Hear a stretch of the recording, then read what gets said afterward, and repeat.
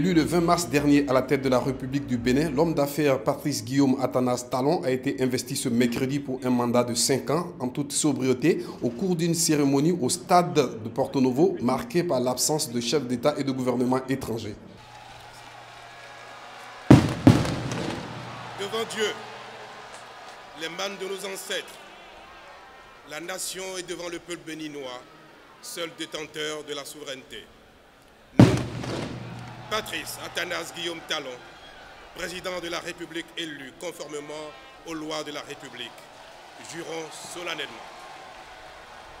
de respecter et de défendre la Constitution que le peuple béninois s'est librement donnée, de remplir loyalement les hautes fonctions que la nation nous a confiées, de ne nous laisser guider que par l'intérêt général et le respect des droits de la personne humaine, de consacrer toutes nos forces à la recherche et la promotion du bien commun, de la paix et de l'unité nationale, de préserver l'intégrité du territoire national, de nous conduire partout en fidèles et loyaux serviteurs du peuple. En cas de parjure, que nous subissions les rigueurs de la loi. Le nouveau chef de l'État béninois a réitéré sa volonté de gouverner autrement dans un discours d'à peine 10 minutes avec pour maître mot promotion du mérite et bonne gouvernance. Je ferai de mon mandat unique une exigence morale en exerçant le pouvoir d'État avec dignité et simplicité. La compétence sera désormais le principal critère de promotion des cadres au poste de responsabilité. J'instituerai des corps de contrôle indépendants dont la mission principale sera de veiller à l'orthodoxie financière dans toutes les administrations, offices et sociétés d'État. Je ferai de la lutte contre la corruption un combat de tous les instants et de tous les jours.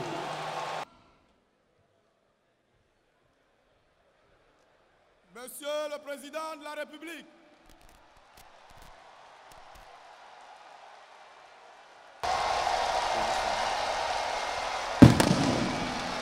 au terme de la cérémonie d'investiture, plusieurs personnalités se sont prononcées sur l'intervention du nouveau président. Je voudrais que le président vraiment travaille pour, comme je l'avais dit tantôt, le développement de notre pays et qu'on mette l'homme qu'il faut à la place qu'il faut. Voilà ce que je veux surtout. Et qu'on donne un cachet spécial à la justice dans notre pays. C'est un discours, mais en même temps, c'est la synthèse de son projet de société. Et cela constitue toute la référence. Je pense que, comme il a dit, nul ne sera de trop. Puisqu'il faut vaincre la fatalité, aller de l'avant.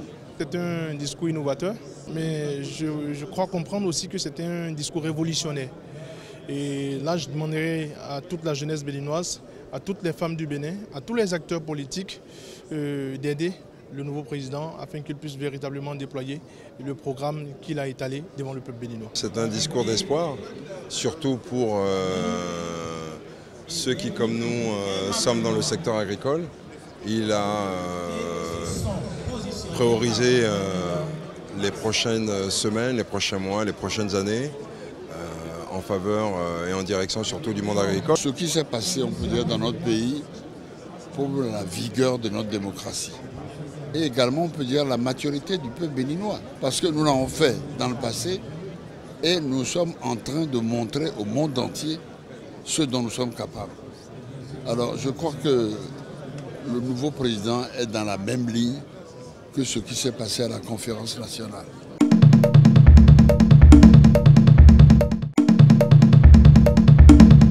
L'opposant congolais Guy Brice Parfait Kolelas, arrivé deuxième à la présidentielle congolaise du 20 mars, a appelé ses partisans à accepter les résultats officiels du scrutin, entachés à ses yeux de graves irrégularités.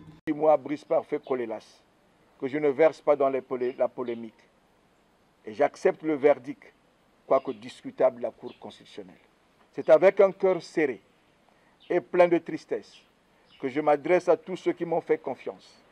Persévérer dans la foi, qu'un jour nous ferons triompher les idéaux pour lesquels nous nous battons. Lundi soir, après une journée de troubles violents dans Brazzaville, la Cour constitutionnelle juge du contentieux électoral avait confirmé la victoire du chef de l'État sortant dès le premier tour et sa réélection pour un mandat de 5 ans avec plus de 60% des voix. Je sais et ils savent qu'il y avait un deuxième tour de l'élection présidentielle et que j'étais qualifié pour ce deuxième tour. J'invite cependant le président Denis Sassou Nguesso, proclamé vainqueur, à voir le triomphe modeste, car cette élection a été émaillée d'irrégularités de tout genre. Kolelas et 4 autres candidats unis par un pacte électoral anti-Sassou avaient dénoncé comme une forfaiture les résultats officiels provisoires annoncés nuitamment le 24 mars et appelé le peuple congolais à les contester par des voies légales et pacifiques.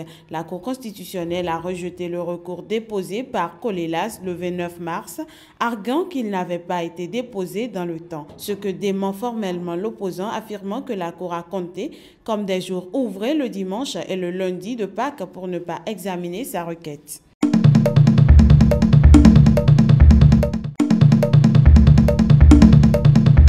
Des personnalités des sociétés civiles venues d'organisations syndicales, politiques, religieuses ou artistiques se sont rassemblées mercredi à Johannesburg pour appeler à la démission du chef de l'État. Jacob Zuma a été reconnu coupable de violation de la Constitution, mais a survécu mardi à une procédure de destitution lancée au Parlement par l'opposition.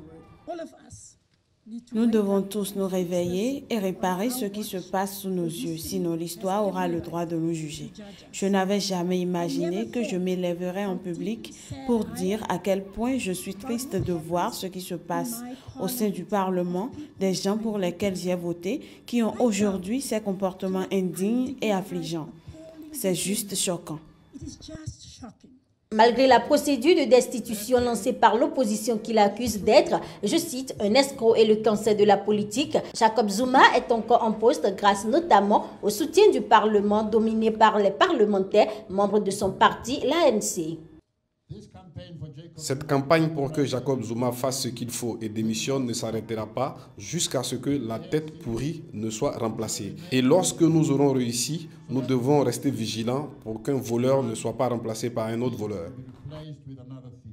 Le Congrès national africain ANC a défendu sa décision mercredi de bloquer une procédure de destitution du président Jacob Zuma dans la tempête depuis que la justice l'a reconnu coupable de violation de la Constitution. Le parti a salué le président qui s'est rempli d'humilité devant la nation. Le président s'est rempli d'humilité devant la nation et a présenté ses plus sincères excuses. Cela demande un courage qui est rare chez de nombreux dirigeants du monde. Le président et le Parlement ont accepté et se sont engagés à mettre en place toutes les mesures de la Cour constitutionnelle sans réserve. Surnommé le président Téflon, l'homme sur lequel les scandales glissent sans attacher, Jacob Zuma s'était déjà estipé d'un autre scandale de corruption avant d'accéder au pouvoir. En 2006, il avait été poursuivi par la justice dans une affaire impliquant la société française d'armement Thales.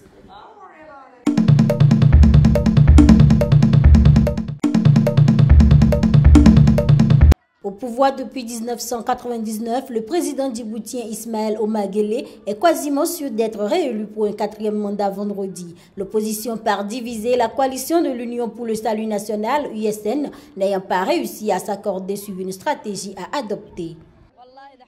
La situation à Djibouti est très mauvaise. Le régime nous empêche de faire campagne. On ne peut rien faire sans leur assentiment. Mais nous prions Dieu pour qu'il nous aide, pour qu'il change cette dictature. La seule raison pour laquelle je le supporte, c'est qu'il s'est battu pour la liberté lorsque nous avons dû nous battre pour l'indépendance. Âgé de 68 ans, Ismaël Omar Guelleh s'est formé en autodidacte à l'ombre de son mentor Hassan Gouled Abtidon, père de l'indépendance de ce petit pays de la Corne de l'Afrique.